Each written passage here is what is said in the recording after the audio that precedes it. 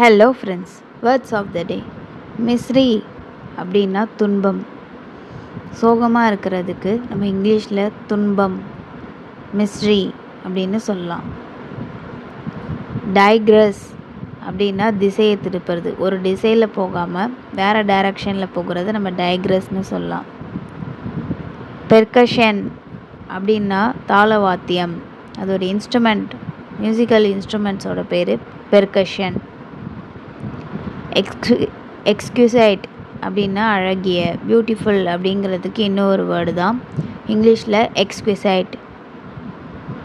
சாலிசைட் அப்படின்னா ரெக்வஸ்ட் பண்ணி கேட்குறது, வேண்டி கேட்டுக்கிறது. பேல் அப்படின்னா வாலி. ஃபால் அப்படின்னா கோழி. யான் அப்படின்னா ஒரு விஷயத்துக்காக நம்ம ரொம்ப ஏங்குறது.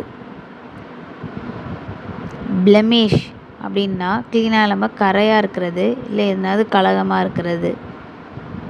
பீக் அப்படின்னா எட்டி பார்க்குறது, ஸ்ட்ரைட்டாக பார்க்காம ஒளிஞ்சிருந்து எட்டி பார்க்குறது. அதுக்கு பேர் தான் இங்கிலீஷில் peak. So these are the words of the day. Thank you.